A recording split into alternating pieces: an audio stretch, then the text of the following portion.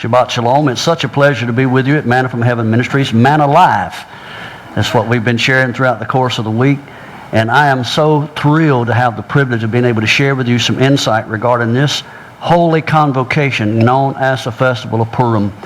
And a lot of people might argue with me and say, well, it's not one of those that's listed in Leviticus chapter 23, and you really can't find anything to do with it in specific places in the Torah. And that is simply because you have not spent the time to examine the Scriptures, and you know you're admonished to do that.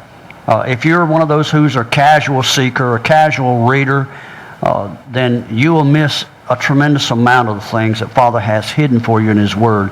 And it just happens that there is a hidden message in this festival called Purim, and that's the title, The Hidden Message of Purim.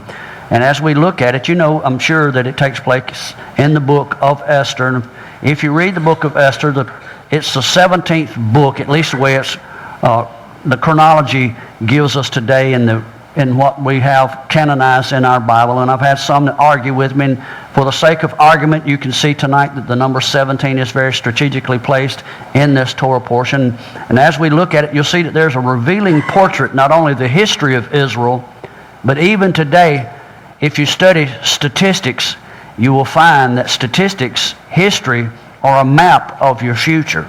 And if you were an individual that deals with statistics, in particular if you were in the insurance industry and you dealt with actuarial tables, they can literally predict how many individuals of a certain age in a particular people group, race and gender as well, will have accidents at a specific season. And that's phenomenal. Why? These numbers don't lie.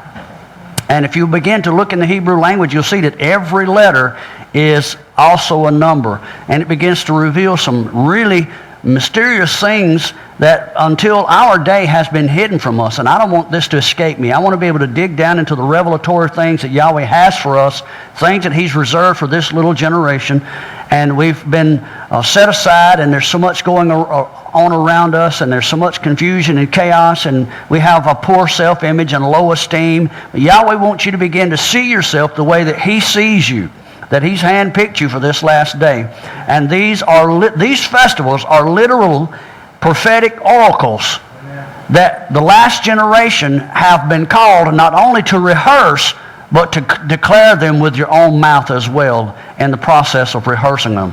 And what we would do is we start looking at this particular book called Esther and the Festival of Purim. We're going to look at a number of different facets of the book. We'll not by any means treat the entire book. If we did, we'd be here for days on end. But what we're going to do tonight is exhume some things that's coded in the Hebrew language. We're going to dig them out, dig them up, and examine it to see what it makes it tick, to see what Yah has put here for us. Would you like to do that? Amen. I believe you will.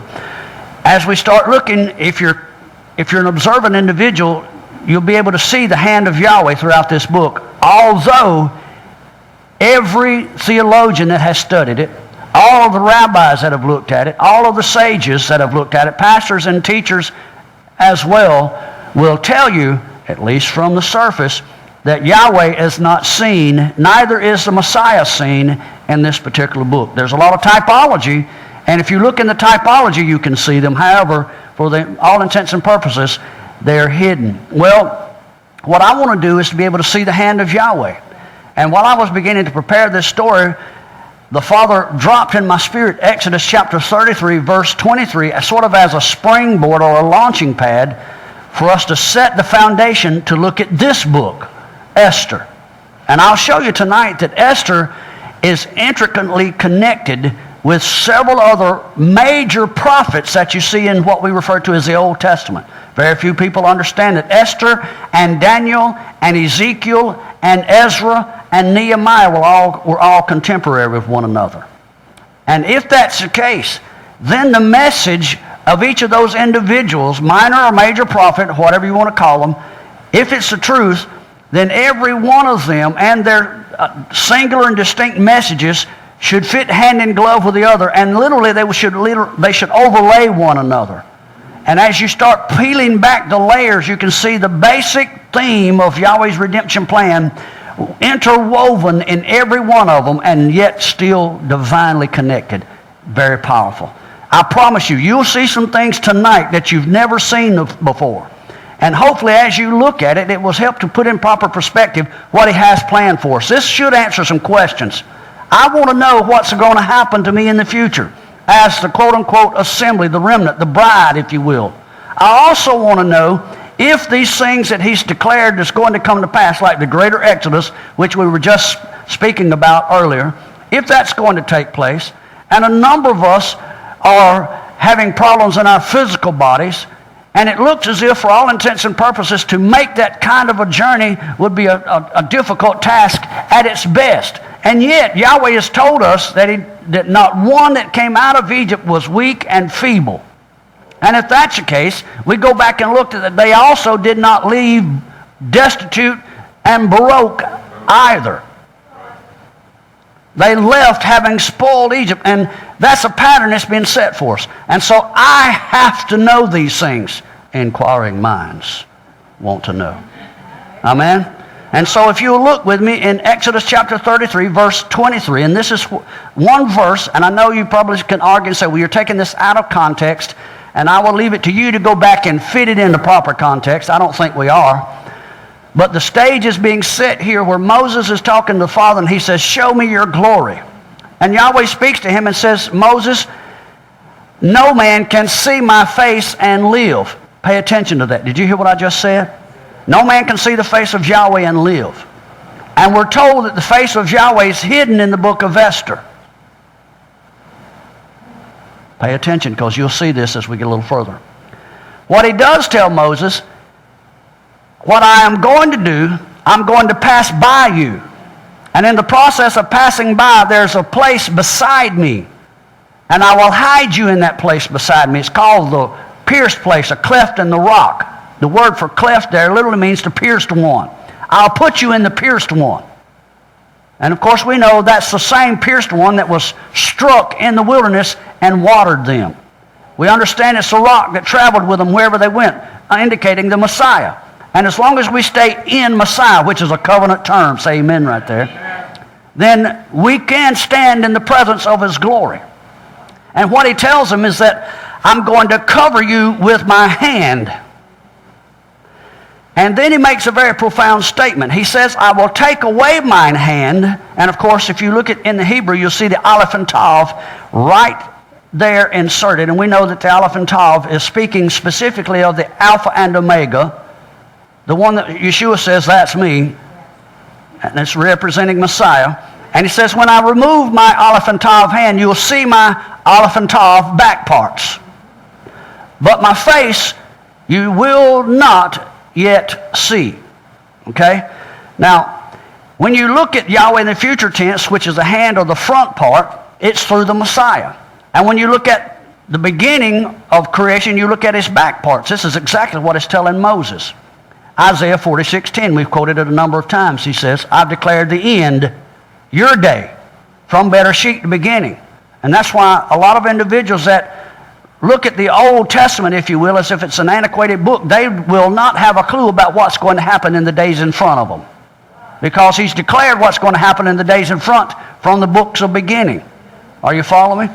Now, if the end, our future, is being declared from the beginning, and of course, if you remember John 14, verse 9, Yeshua says, if you've seen me, you've seen the Father, okay?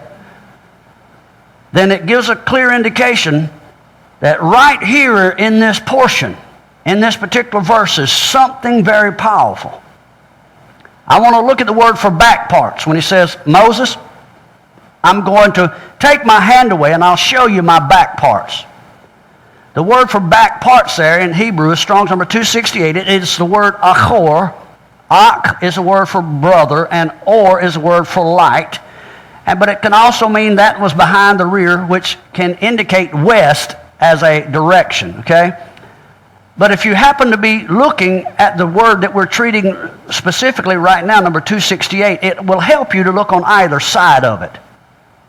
If you look on either side of the word that we're specifically looking at, the definition of those words will help to add some clarity about the meaning of this word. This word we're looking at is achor, which means what is behind or what will come from behind. Well, the word I want you to look at next is 267. Achme, and it means one who dwells near the waters. The one that dwells near the waters, it leads me to believe, may be able to look at his back parts. Did you hear me? Who's the water? The living water. The next word I wanted you to look at is on the other side of 268, 269, and it is the word ach, oath. And of course, ach is the word for brother, oath is the word for sign, signal, beacon, oath. But it can also, achot, can be the word for sister. Ach is brother, achot is the word for sister. And it is a euphemistic term that is used to represent the bride. So what is being said here in the relation between these words? It's telling us the bride who dwells near the waters will see the brother of light, who is Messiah, will see his beginning and see his end. And of course we know that the Hebrew language is the living water, the word of Yahweh, the language of Torah.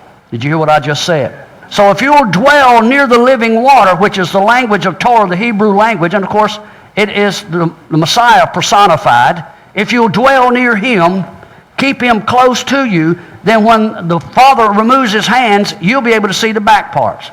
Y'all follow me? Well, what does that have to do with this story of Esther? Well, he says, you can't see my face and live, and you understand his face is not seen in the book of Esther. So now there's a connection here between the two. And as you start looking at it, you have to ask yourself exactly what was Moses seeing? Well, he saw the back parts of an individual walking by. And we understand that Yahweh himself cannot be put in a body. And so we literally saw the manifest presence of Yahweh. That's who Moses saw. Are you following me? Which would have been Messiah. And what he saw as he was walking away, he saw his spine. He saw his back. Isn't that when you look at someone's back, isn't that what you see? The back parts? Now the interesting thing here is the word for spine and bone in Hebrew have the same root from the word ben, which is a word for sun. And so he saw the sun. And in seeing the sun, he saw the bones and spines, the spine of the sun. Can y'all begin to get a picture developed here?